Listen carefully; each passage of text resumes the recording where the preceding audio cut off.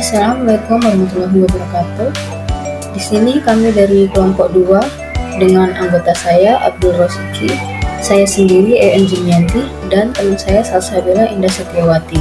Di sini kami akan membahas mengenai analisis in silico etil asetat ekstrak daun Bruguiera gymnorrhiza sebagai agen antiinflamasi. Yang pertama adalah latar belakang, yaitu Bruguiera gymnorrhiza merupakan spesies mangrove terkemuka yang tersebar luas di wilayah pesisir Asia dan Pasifik. Bruguiera gymnorrhiza mengandung banyak senyawa bioaktif yang menunjukkan sifat antiinflamasi dan senyawa bioaktif yang diidentifikasi dalam ekstrak etil asetat dan etanol meliputi steroid, fenol, triterpenoid, flavonoid, tanin, dan saponin. Agen antiinflamasi sangat penting dalam mengelola peradangan dan mempercepat pemulihan, terutama selama pandemi COVID-19 ketika pengendalian peradangan menjadi fokus karena perannya dalam perkembangan penyakit. Adapun tujuannya yaitu sebagai berikut: untuk mengevakuasi potensi antiinflamasi senyawa bioaktif dan daun Bruguiera gymnorrhiza yang diekstrak dengan etil asetat menggunakan analisis in silico dengan penelitian untuk menilai kemiripan obat, penyerapan, distribusi metabolisme, ekskresi, dan toksisitas sebagai tingkat awal dalam pengembangan obat. Metode penelitian yaitu terdiri dari pemeriksaan profil kimia dan analisis komputasional pengujian in silico dengan menggunakan docking senyawa kimia. Berikut hasil yang didapat dari docking senyawa kimia, yaitu mendapatkan senyawa kimia berjumlah 15 jenis. Selanjutnya kami tampilkan profil kimia dan potensi senyawa antiinflamasi dalam daun Bruguiera gymnorrhiza. Hasil dari analisis PASS, terdapat potensi antiinflamasi senyawa daun Bruguiera gymnorrhiza yang ditemukan dalam 15 senyawa yang memiliki potensi sebagai antiinflamasi, di mana 7 dari 15 senyawa tersebut memiliki PA lebih dari 0,7 yang menunjukkan kemungkinan besar memiliki antiinflamasi yang baik. Berikut kami tampilkan sifat fisikokimia dan bioavailabilitas senyawa dalam daun Bruguiera gymnorrhiza. Analisis fisikokimia menunjukkan bahwa semua senyawa kecuali tetrakontana dan tetratetrakontana mematuhi aturan Lipinski. Menurut Kender et al. Pada tahun 2017 melaporkan bahwa 95% obat yang disetujui menunjukkan sifat fisikokimia dalam rentang berat molekul yaitu 130 sampai dengan 725 Da.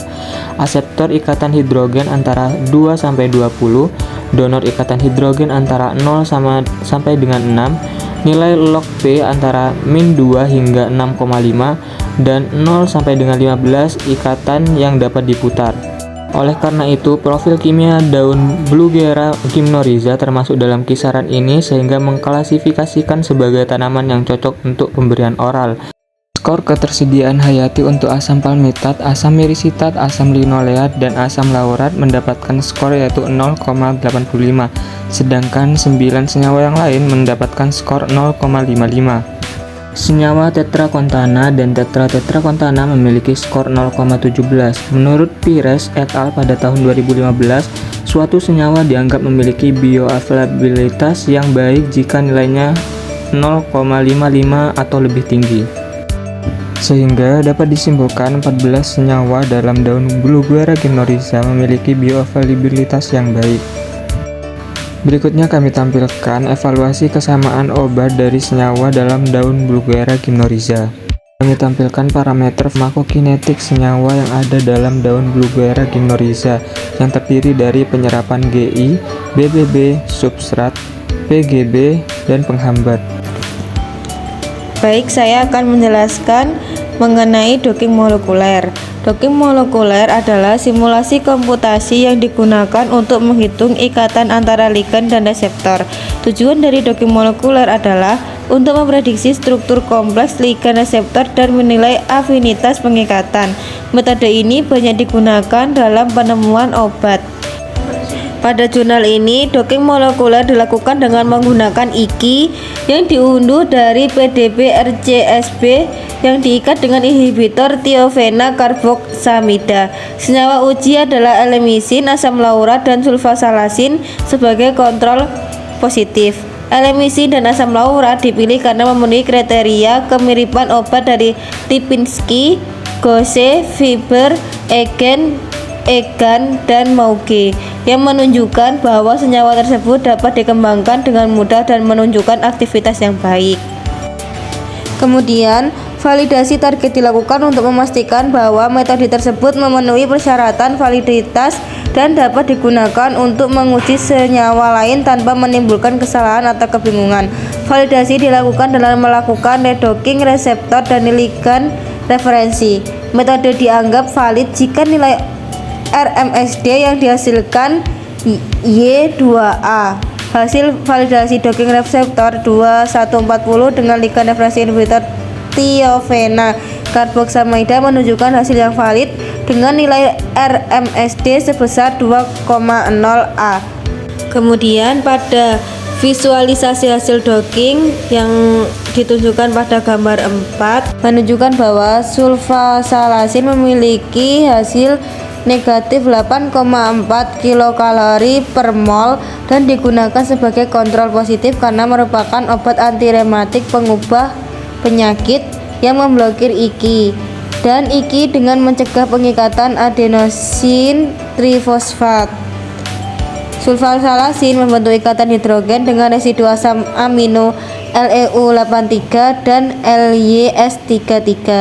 Ligan referensi menghambat thiofena karboksamida.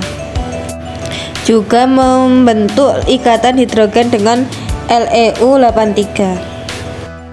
Pada gambar 5, energi pengikatan elemisin dengan IKI adalah min 4,4 kilokalori per mol, membentuk ikatan hidrogen pada residu asam amino ASP145 dan berinteraksi secara hidrofobik dengan LEU83. Energi pengikatan asam laurat dengan IKI adalah min 6,6 kilokalori per mol, membentuk ikatan hidrogen dengan residu asam amino LYS33 dan berinteraksi secara hidrofobik dengan LEU83. Tidak ada senyawa uji yang memiliki interaksi hidrogen yang sama dengan ligan referensi, namun asam laurat mempertahankan interaksi yang sama dengan sulfasalasin pada LYS33.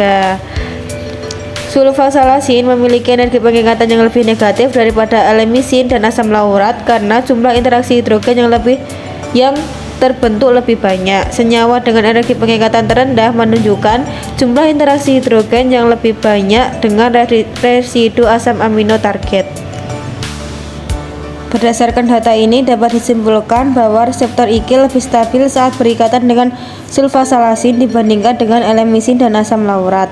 Sulfasalasin tetap menjadi agen antiinflamasi yang unggul, namun dimungkinkan untuk mengoptimalkan elemisin dan asam laurat dengan memodifikasi strukturnya untuk meningkatkan volumenya atau memperbaiki sifat fisikokimianya, meningkatkan aktivitas dan interaksinya dengan target 2140.